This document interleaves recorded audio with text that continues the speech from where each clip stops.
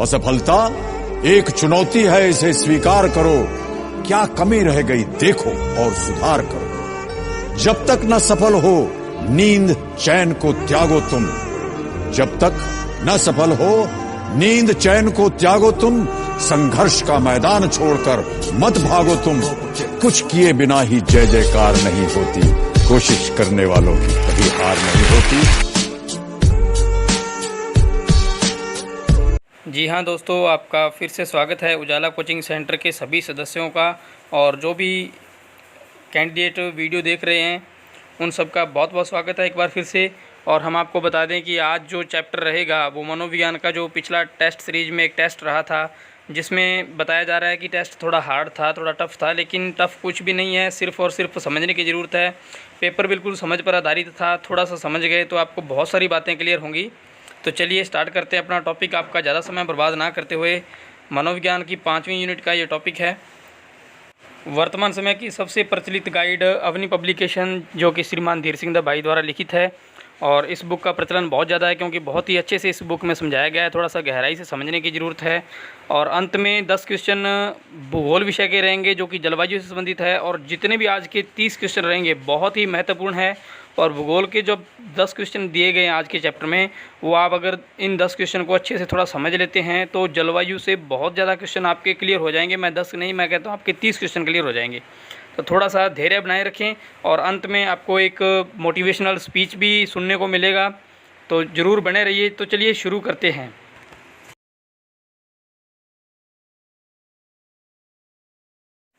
पहला प्रश्न है, राजस्थान निःशुल्क एवं अनिवार्य शिक्षा का अधिकार अधिनियम 2011 की अधिसूचना राजस्थान सरकार द्वारा कब जारी हुई? सबसे पहले प्रश्न को ध्यान से समझें। इसमें अधिसूचना जारी होने की बात की गई है, ना कि आरटी एक्ट 2009 लागू करने की बात की गई है। तो सबसे पहले ऑप्शन में है कि 29 अगस्त 2009 को इस दिन अधिसूचना भारत सरकार द्वारा जारी की गई थी। और 1 अप्रैल 2010 को पूरे भारत में आरटी एक्ट 2009 लागू किया गया था। और 29 मार्च 2011 को राजस्थान सरकार द्वारा अधिसूचना जारी हुई थी दोस्तों।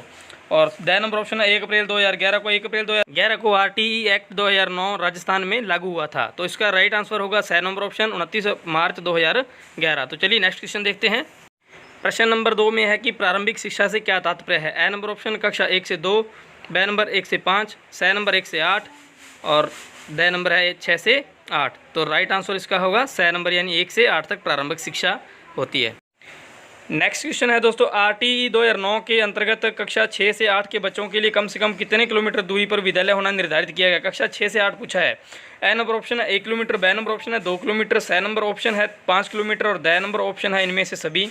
इस क्वेश्चन में सबको कन्फ्यूज किया है क्योंकि किसी बुक में 2 किलोमीटर दे रखा है और किसी बुक में 3 किलोमीटर दे रखा है। सबसे पहली बात कि दोनों ऑप्शन 2 नंबर 2 किलोमीटर और 3 किलोमीटर किसी क्वेश्चन में आएंगे नहीं। बाई चांस ऐसा आ भी जाता है तो दोनों ऑप्शन अगर आ जाते हैं तो आपको उसमें से 2 किलोमीटर सही मानना होगा। और अगर 2 किलोमीटर आता ही नहीं, ऑप्शन में 3 किलोमीटर ही दे रखा है, ऐसी स्थिति में आपको 3 किलोमीटर ही सही मानना होगा।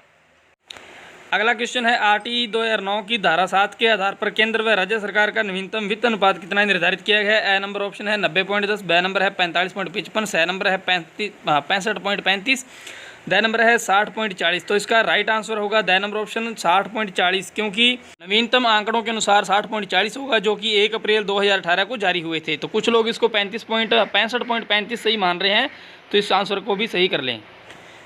अगला प्रश्न है, स्कूल प्रबंधन समिति यानी एसएमसी, जिसको स्कूल मैनेजमेंट कमेटी बोलते हैं, का गठन आरटी 2009 की कौन सी धारा में है? तो धारा 21, धारा 22, धारा 23 और धारा 24। ए नंबर ऑप्शन इसका बिल्कुल राइट आंसर होगा। एसएमसी जिसमें कि स्कूल 16 सदस्य होते हैं और इसमें यह धारा 21 में उल्लेखित है, आरटी एक्ट 2009 की धारा 21 में। अगला प्रश्न है, एनसीईआरटी का गठन कब हुआ? 1952 में मुदालियर आयोग का गठन हुआ था जो कि माध्यमिक शिक्षा पर आधारित है। और 1958 में माध्यमिक शिक्षा परिषद का गठन हुआ था।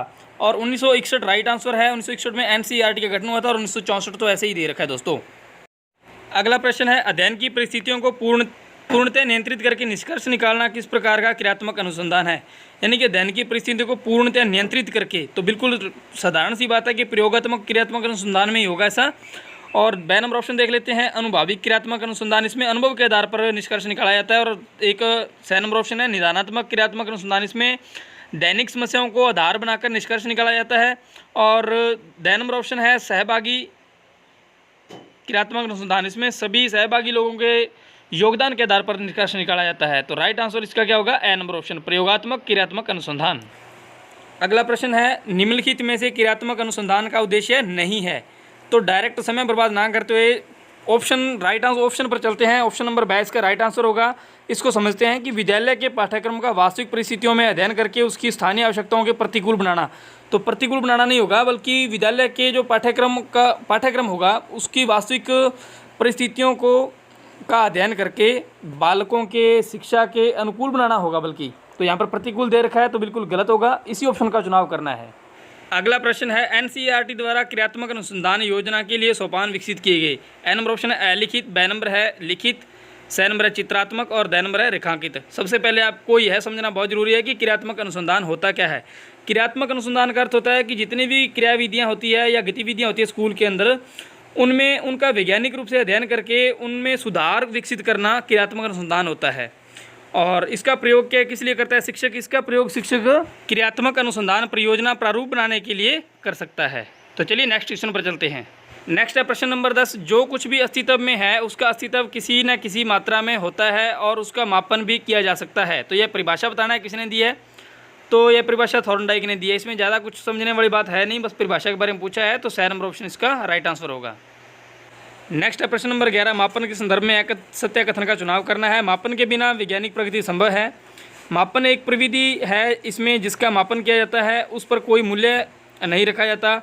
मापन किसी वस्तु को मात्रा के रूप में प्रकट करने की प्रक्रिया है। मापन मूल्यांकन का एक भाग है जो प्रतिशत मात्रा, अंकों, मध्यमान, औसत आदि के द्वारा किया जाता है।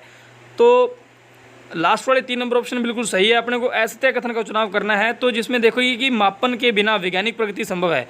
तो वैज्ञानिक जो होते हैं तो वो तो शिक्षा में सबसे इंटेलिजेंट उन्हीं को माना जाता है। तो उनका मापन करने के बिना मापन किए बिना उनकी वैज्ञानिक प्रगति कैसे हो सकती है? तो इसमें संभव दे रखा है, लेकिन असंभव है कि मापन के बिना वैज्ञानिक प्रगति असंभव है। इसमें संभव दे रखा है तो अपने को ऑप्शन इसी का चुनाव करना है। आगे प्रश्न नंबर 12। इस प्रश्न ने आप सबको कंफ्यूज किया था। आपकी जानकारी के लिए बता दूं कि यह प्रश्न ही गलत तरीके से टाइप हो गया था, तो दोबारा इसको यहाँ पर सही तरीके से डाला गया है। तो प्रश्न नंबर 12 है, मापन और मूल्यांकन में गलत अंतर का चुनाव कीजिए। इसमें 4 अंतर बताए गए हैं, उनमें से एक गलत प्रकार का अंतर बताया गया है, तो उसका चुनाव करना है। तो फर्स्ट नंबर है, मापन मात्रात्मक तथा मूल्यांकन मात्रात्मक और गुणात्मक होता है। बिल्कुल राइट है। मूल्यांकन का क्षेत्र संकुचित तथा मापन का क्षेत्र व्यापक होता है, तो ये ही गलत ऑप्शन है। चलिए 6 नंबर ऑप्शन देखते हैं। मापन निर्धारित समय पर तथा मूल्यांकन निरंतर चलने वाली प्रक्रिया है। बिल्कुल सही है। मापन मूल्यांकन से पहले तथा मूल्यांकन बाद में होता है, यह भी सही है। तो बी नंबर ऑप्शन इसका आंसर होगा कि मूल्यांकन का क्षेत्र संकुचित होता है और मापन का क्षेत्र व्यापक होता है। बल्कि इसका उल्टा होता है कि जो मापन होता है उसका क्षेत्र तो संकुचित होता है और मूल्यांकन का क्षेत्र क्या होता है? व्यापक होता है। तो चलिए नेक्स्ट प्रश्न देखते हैं। प्रश्न नंबर 13, मूल्यांकन के संदर्भ में उद्देश्य नहीं है। तो नहीं जो उद्देश्य है उसका चुनाव करना है। फर्स्ट है, यह शिक्षा के विस्तृत उद्देश्यों को स्पष्ट करता है। बिल्कुल सही है। इसके द्वारा बालक को सीखने के लिए प्रेरित किया जाता है, यह भी सही है। बालकों को ही सीखने के लिए प्रेरित किया जाता है। 6 नंबर है, यह समस्त विद्यालय कार्यक्रम का मूल्यांकन करता है तथा उसकी विशेषताओं और कमियों को इंगित कर दूर करने की कोशिश करता है। बिल्कुल सही है। विद्यार्थी के संदर्भ में भी सही और विद्यालय के संदर्भ में भी यह सही है। 2 नंबर ऑप्शन देख लेते हैं, मूल्यांकन केवल बालकों का ही अध्ययन करता है। तो यह ही गलत ऑप्शन है, क्योंकि मूल्यांकन न केवल बालकों का बल्कि शिक्षक का भी अध्ययन करता है। तो यही इसका राइट आंसर होगा ऑप्शन नंबर द। तो चलिए नेक्स्ट प्रश्न नंबर 14 प्रश्न है, वस्तुनिष्ठ प्रश्नों का एक दोष बताइए। एक दोष का चुनाव करना है। यह वैध व विश्वसनीय होते हैं। तो बिल्कुल सही बात है कि जो वस्तुनिष्ठ प्रश्न होते हैं वो एकदम वैध और विश्वसनीय होते हैं। बी नंबर ऑप्शन है, वस्तुनिष्ठ प्रश्नों में मौलिकता का भाव पाया जाता है। मौलिकता का अर्थ होता है ओरिजिनलिटी बोल सकते हैं या फिर आधारभूत या बुनियादी बोल सकते हैं। तो यही इसका राइट आंसर होगा। 7 नंबर ऑप्शन देखते हैं कि यह विषय वस्तु के संपूर्ण ज्ञान पर आधारित होते हैं। तो बिल्कुल सही है कि जो भी ऑप्शन सही होता है वो ना केवल उस ऑप्शन से संबंधित बल्कि राइट ऑप्शन जो होता है वह संपूर्ण विषय वस्तु के ज्ञान पर आधारित होता है। और 10 नंबर ऑप्शन है, इन प्रश्नों से बालकों का मानसिक शक्तियों का विकास होता है। बिल्कुल सही है कि बालकों की मानसिक शक्तियों का विकास होता है। जब एक ऑप्शन का चुनाव करना होता है तो बालक अपने माइंड में कल्पना करता है, इस कारण उसकी मानसिक क्षमताओं का क्या होता है? विकास होता है। प्रश्न नंबर 15 है, उपलब्धि परीक्षण बालक की वर्तमान योग्यता या किसी विशिष्ट विषय के क्षेत्र में उसके ज्ञान की सीमा का मूल्यांकन करती है। तो यह परिभाषा दी गई है। इस परिभाषा बताना है कि यह परिभाषा किसने दी है। तो इसका राइट आंसर 6 नंबर होगा, गैरिसन व अन्य ने यह परिभाषा दी है। तो चलिए प्रश्न नंबर 16 देखते हैं। प्रश्न है, उत्तम उपलब्धि परीक्षण में किस पहलू की सर्वाधिक आवश्यकता है? तो ये मानसिक क्रियाओं के 3 पहलू है ना, जो उनमें से ए नंबर ऑप्शन है ज्ञानात्मक और भावात्मक, दोनों सही है, लेकिन राइट आंसर का चुनाव करना अपने को। बी नंबर है क्रियात्मक और ज्ञानात्मक, यह भी सही है। सी नंबर है ज्ञानात्मक, भावात्मक और क्रियात्मक, मतलब ज़्यादा सही कौन सा है इन तीनों में से। और द नंबर भी पढ़ लेते हैं पहले, ज्ञानात्मक, भावात्मक, क्रियात्मक और ऋणात्मक। ऋणात्मक तो ऐसे ही लगा दिया प्रश्न के साथ में, ऑप्शन के साथ में, लेकिन सही आंसर इसका सी नंबर होगा, ज्ञानात्मक, भावात्मक और क्रियात्मक। नेक्स्ट है, सतत एवं व्यापक मूल्यांकन में व्यापक मूल्यांकन शब्दावली से तात्पर्य है? तो इसमें ए नंबर है सभी विषयों का मूल्यांकन, ब है शैक्षिक एवं शैक्षिक क्षेत्र का मूल्यांकन, सी नंबर है सह शैक्षिक क्षेत्र का मूल्यांकन और द नंबर है शैक्षिक एवं सह शैक्षिक क्षेत्र का मूल्यांकन। तो द नंबर ऑप्शन इसका राइट आंसर होगा। अब सबसे पहले हमें यह जानना जरूरी है कि शैक्षिक तथा सह शैक्षिक होता क्या है।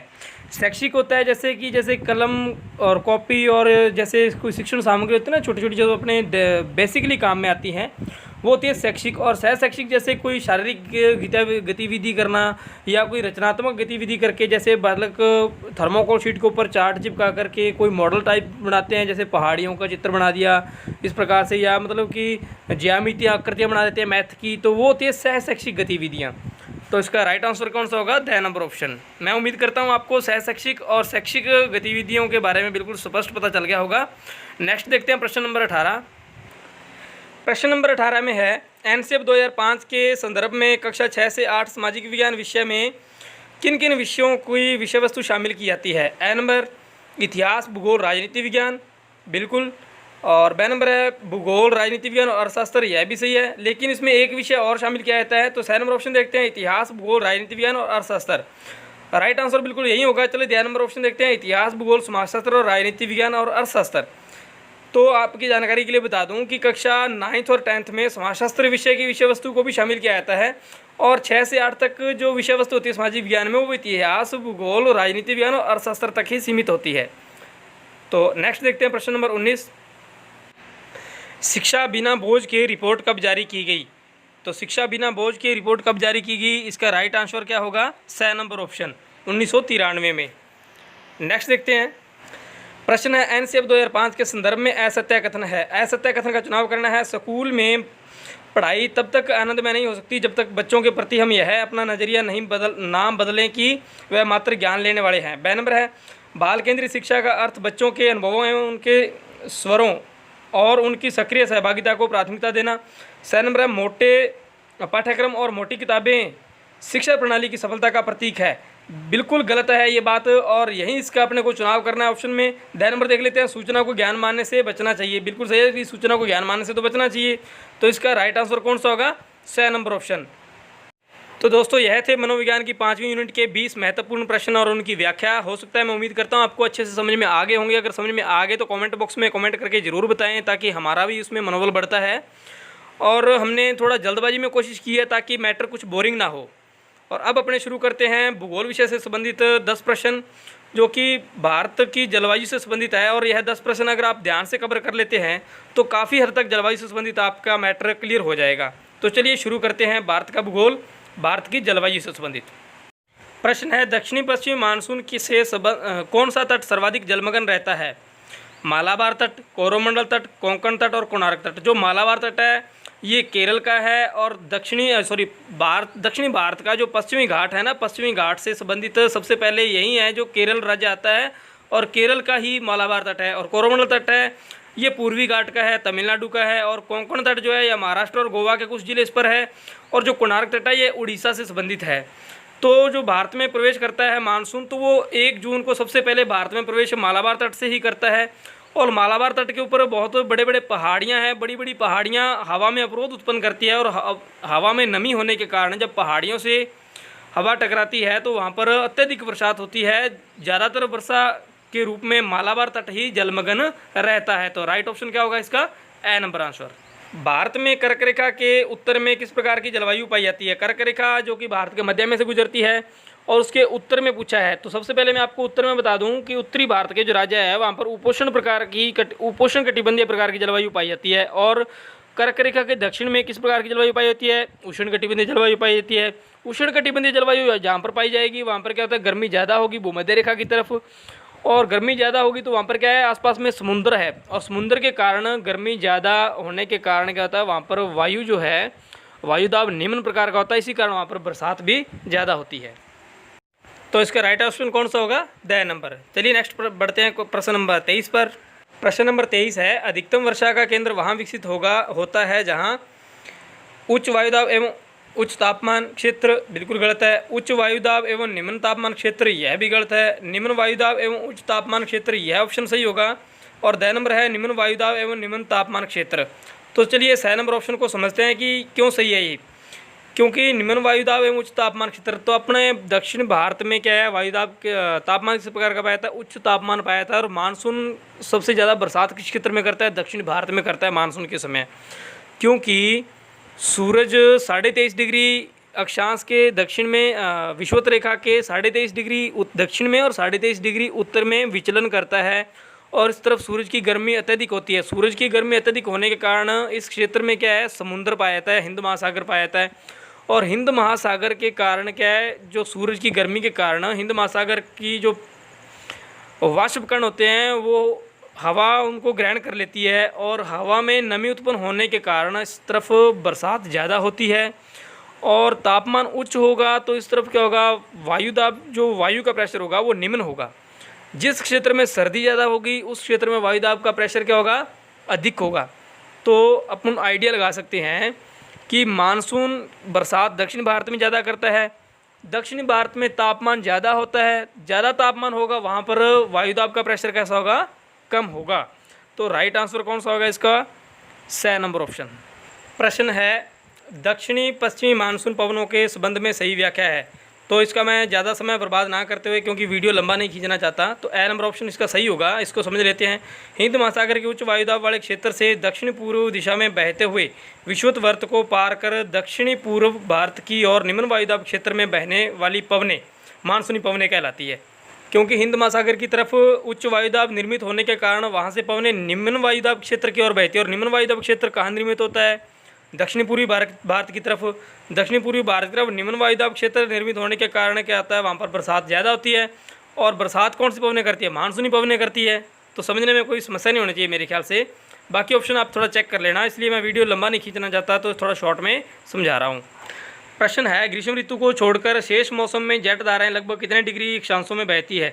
तो ग्रीष्म ऋतु को छोड़कर सीधी सी बात है कि ये सर्दी की ऋतु में पूछा है, और सर्दी की ऋतु कहाँ होती है, उत्तरी भारत में ज़्यादा सर्दी पड़ती है। और उसका द नंबर ऑप्शन बिल्कुल राइट आंसर होगा। 27 डिग्री से 30 डिग्री अक्षांशों के मध्य जेट धाराएँ विकसित होती है, क्योंकि इस तरफ क्या होता है कि पश्चिमी विक्षोभ को अपनी ओर आकर्षित करती है, और अपनी ओर आकर्षित करने के कारण पश्चिमी विक्षोभों से उत्तरी भारत में सर्दियों में बरसात होती है, जिनको हम क्या कहते हैं, मावठ कहते हैं। तो जेट, सबसे पहले अपने ये भी समझ लेते हैं कि जेट धाराएं होती क्या है। जेट धाराएं क्या होती है, यह एक संकरी पट्टी के रूप में विकसित उपक्षोभ मंडल में अत्यधिक ऊंचाई पर लगभग 1000 से 1200 मीटर की ऊंचाई पर पश्चिमी पवनें बहती है। और इनकी गति कितनी होती है, लगभग 110 किलोमीटर प्रति घंटा की रफ्तार से होती है, और सर्दी में 184 किलोमीटर प्रति घंटा की रफ्तार से होती है। इसी कारण वायुदाब क्या होता है, इस समय इस तरफ ज़्यादा होता है, और पश्चिमी विक्षोभ को अपनी ओर आकर्षित करने के कारण पश्चिमी विक्षोभ के कारण उत्तरी भारत में बरसात सर्दियों में होती है। प्रश्न नंबर 26 है, शीत ऋतु में उत्तर भारत में वर्षा के लिए प्रभावी कारक है। तो राइट आंसर इसका सही होगा, क्योंकि शीत ऋतु में अभी जो प्रश्न हमने समझा है उसी की पुनरावृत्ति है। पश्चिमी विक्षोभ किस कारण उत्पन्न होते हैं, और पश्चिमी विक्षोभ से उत्तरी भारत में अर्थात शीत ऋतु में बरसात होती है, जिसको हम मावठ कहते हैं। और मावठ के समय कौन सी फसल को ज़्यादा फायदा होता है, रबी की फसल को फ़ायदा ज़्यादा होता है। तो चलिए नेक्स्ट प्रश्न समझते हैं। प्रश्न नंबर 27 है, यदि भूमध्य रेखा भारत के मध्य में से गुजरती तो भारत की जलवायु होती, यानी कि काल्पनिक प्रश्न है। इसमें ये पूछा गया है कि जो भूमध्य रेखा है, जिसको हम विषुवत रेखा के नाम से भी जानते हैं, जो दक्षिण भारत में से गुजरती है, यानी कि दक्षिण भारत के दक्षिण से गुजरती है, भारत में से नहीं गुजरती। और अगर ये भारत में से गुजरती तो वहाँ पर तापमान कैसा होता। अब विषुवत रेखा के बारे में हमें सबसे पहले तापमान के बारे में जानकारी होनी चाहिए। विषुवत रेखा पर तापमान कैसा पाया, उष्ण और आर्द्र पाया था। उष्ण यानी कि गर्मी पाई जाती है, और आर्द्र यानी कि वायुमंडल में होती है, नमी होती है। तो इसलिए इसका राइट ऑप्शन कौन सा होगा, ए नंबर। तो चलिए नेक्स्ट है प्रश्न 28 में है, निम्नलिखित में से किस समुच्चय के राज्यों में वार्षिक वर्षा 200 सेंटीमीटर से अधिक होती है। तो इसका राइट आंसर होगा पूर्वी भारत के। पूर्वी भारत के राज्य कौन कौन से हैं, नागालैंड, मेघालय, मणिपुर, और जैसे ये अरुणाचल प्रदेश। और बाकी जो ऑप्शन में है उनमें क्या है, कोई तो पूर्वोत्तर भारत का राज्य दे दिया, कोई दक्षिण भारत का राज्य दे दिया, कोई पश्चिम भारत का राज्य दे दिया। आप चेक कर लें उसका राइट आंसर कौन सा होगा, ए नंबर ऑप्शन। और इसी क्षेत्र में असम के क्षेत्र में पाया जाता है मासिनराम या चेरापूंजी, जहाँ पर भारत की नहीं बल्कि पूरे विश्व की सर्वाधिक वर्षा अंकित की गई है। तो चलिए नेक्स्ट बढ़ते हैं प्रश्न नंबर 29 की तरफ। प्रश्न है कोरोमंडल तट पर सर्वाधिक वर्षा किस मौसम के कारण होती है। अब कोरोमंडल तट, सबसे पहले प्रश्न में मैंने समझाया था कोरोमंडल तट तमिलनाडु का है, और इससे पहले जो इस टेस्ट सीरीज का प्री टेस्ट हुआ था वहाँ पर ये तमिलनाडु से पूछा था, और यहाँ पर कोरोमंडल तट से पूछ लिया है। तो अपने को समझने की जरूरत है, समझ विकसित कीजिए, तो प्रश्न में कोई समस्या नहीं है। तो कोरोमंडल तट तमिलनाडु, और तमिलनाडु में वर्षा कब होती है और किस मौसम के कारण होती है, उत्तरी पूर्वी मानसून के कारण होती है। वैसे तो यहाँ पर क्या है, मानसून विवर्तन के कारण। मानसून विवर्तन क्या होता है कि लौटता मानसून, जिसको मानसून विवर्तन कहते हैं, और लौटते मानसून के कारण भी यहाँ पर कोरोमंडल तट पर बरसात होती है। लेकिन उससे भी ज़्यादा बरसात उत्तरी पूर्वी मानसून के अंतर्गत होती है, क्योंकि जब मानसून लौटता है उस समय उत्तरी पूर्वी मानसून भारत के दक्षिणी पश्चिमी क्षेत्र की ओर बढ़ रहा होता है, जिसकी हवाओं में इसकी जल की बूंदों की मात्रा यानी कि नमी की मात्रा अधिक होती है, और अधिक होने के कारण पश्चिमी घाट में स्थित कोरोमंडल तट पर टकराने के कारण वहाँ पर बरसात क्या होती है, ज़्यादा होती है। नेक्स्ट है प्रश्न नंबर 30 यानी आज का अंतिम प्रश्न। गोल्डन ड्रॉप्स से सर्वाधिक लाभ किस फसल को होता है, खरीफ, रबी, जायद, इनमें से कोई नहीं। तो गोल्डन ड्रॉप्स किसको बोलते हैं, मावठ को बोलते हैं, जो पश्चिमी विक्षोभ का कारण है। और उस समय सर्दियों में ये बरसात होती है, और सर्दियों में कौन सी फसल होती है, उत्तर भारत में ज़्यादातर रबी की फसल होती है। रबी की फसल कौन सी होती है, गेहूं की, सरसों की, इस प्रकार की फसल को रबी की फसल कहते हैं। या फिर यहाँ पर आपको डायरेक्ट फसल का नाम भी दिया जा सकता है, जैसे कपास का नाम दे दिया, या रबी की फसल में से जैसे गेहूं का नाम दे दिया, या जायद की फसल में से कोई फसल का नाम दे दिया। तो अपने को क्या है, इस चीज़ से कन्फ्यूज नहीं होना है। तो साधारण सी बात है, गोल्डन ड्रॉप्स मावठ को कहते हैं, और मावठ के कारण कौन सी फसल को लाभ होता है, रबी की फसल को होता है। रबी की फसलों में कौन कौन सी होती है, जैसे सरसों है, गेहूं है। तो अपने को एक बिल्कुल माइंड के अंदर इस चीज़ की प्रतिमा विकसित करनी है, ताकि हमारा प्रश्न गलत होने की गुंजाइश ही बिल्कुल ख़त्म हो जाए। तो ये थे दोस्तों आज के 30 प्रश्न, और मैं उम्मीद करता हूँ आपको अच्छे से समझ में आए होंगे, क्योंकि मैंने बहुत ज़्यादा प्रयास किया है अपनी तरफ से, हर चीज़ को एक कॉन्सेप्ट के माध्यम से समझाने की कोशिश की है, ताकि ज्योग्राफी और मनोविज्ञान के जो भी इस टेस्ट में प्रश्न आए थे उनसे आपकी ना सिर्फ इन 30 प्रश्नों के बारे में कुछ हल हुई समस्या, बल्कि भविष्य में भी इनसे रिलेटेड यानी कोरिलेटेड बोलते हैं जिनको, तो इनसे सह संबंधित प्रश्न जो भी होंगे वो भी कुछ हद तक आप सही कर सकते हैं। और अब बात करते हैं अपनी टेस्ट सीरीज़ की। जैसा कि पहले ही थोड़ा समय ज़्यादा बीत चुका है, लेकिन जो भी हो अब अपन बात करेंगे, सिर्फ 2 मिनट लेंगे आपके, और बात करेंगे टेस्ट सीरीज से संबंधित। जैसे कि कुछ कैंडिडेट ऐसे हैं जो कि किसी टेस्ट में नंबर कम आने की वजह से थोड़ा डिप्रेशन में चले जाते हैं। नाम नहीं लेना चाहेंगे, लेकिन फिर भी मैं थोड़ा सा बताता हूँ। जैसे अशोक जी हैं, रचना जी हैं, नसीम जी हैं, संजय जी हैं, इस प्रकार से कुछ कैंडिडेट और भी हैं। तो आपको किसी भी कैंडिडेट को डिप्रेशन में नहीं आना है, क्योंकि टेस्ट कई बार थोड़ा हार्ड लेवल का होता है और कई बार थोड़ा सरल यानी कि थोड़ा आसान लेवल का होता है। तो अपन जब भी टेस्ट देते हैं तो अपनी मानसिकता ऐसी होनी चाहिए कि बस जैसा भी करेंगे हम अपनी तरफ से 100% देने की कोशिश करेंगे। अगर नंबर कम आते हैं तो उससे अपने को कुछ सीखने को मिलता है। आपको डिप्रेशन में जाने की या आपको तनाव में जाने की कोई आवश्यकता नहीं है, क्योंकि एग्ज़ाम अभी कोई जल्दी नहीं होने वाला है। लगभग 5-4 महीने लगेंगे, जनवरी तक, दिसंबर तक संभावनाएं जताई जा रही है कि उस समय तक एग्ज़ाम हो जाए तो अच्छा है। और 3 महीनों तक टेस्ट सीरीज रहेगी। 3 महीने की टेस्ट सीरीज के बाद में जितने भी उजाला टेस्ट सीरीज में टेस्ट हुए अब तक, 1 से लेकर के अब तक, यानी कि 3 महीने बाद तक जितने टेस्ट होंगे उन सभी टेस्टों को रिवीजन के तौर पर दोबारा लगाया जाएगा। और हर टेस्ट के लिए आपको 4-4 टेस्ट या 5-5 टेस्ट याद करने के लिए दिए जाएंगे, और अच्छे से रिवीजन होना बहुत ज़रूरी है। आपको बिल्कुल भी चिंता नहीं करनी है। कीजिए कुछ ऐसा कि दुनिया करना चाहे बस आपके जैसा। इसी कथन पर आपने डिपेंड रहना है और अपना कुछ अपनी तरफ से 100% देने की कोशिश करनी है। जुलाई महीना बीतने के बाद में अगस्त और सितंबर में जो टेस्ट सीरीज चलेगी उसमें अपने आप को और ज़्यादा इम्प्रूव करने की कोशिश करें। परेशान नहीं होना है और अच्छे से तैयारी करते रहें। Best of luck, good bye. और आपको छोड़ जाते हैं एक ऑडियो के साथ जो कि आपके लिए एक बहुत ही बढ़िया मोटिवेशन का काम करेगा। दोस्तों अब इतना प्रयास किया है, अब थोड़ा सा फ़र्ज आपको भी बनता है। वीडियो को लाइक करें, शेयर करें, कमेंट करें, कमेंट ज़रूर करें और ज़रूर बताएं, अपनी राय शेयर करें। Okay, take care, bye bye. इंसान को लाइफ में करना बहुत कुछ होता है, लेकिन कल और आज के बीच में वो सारा टाइम निकाल देता है। संभल जाओ, नहीं तो अगर खुद की नजर में गिरे तो कैसे संभलोगे। दुनिया का सबसे अच्छा तोहफा वक्त है, क्योंकि जब आप अपना वक्त किसी को देते हो तो आप अपनी जिंदगी का वो पल देते हो जो कभी लौट कर नहीं आता। अब जरा मुस्कुरा कर देखो, दुनिया हंसती हुई नजर आएगी।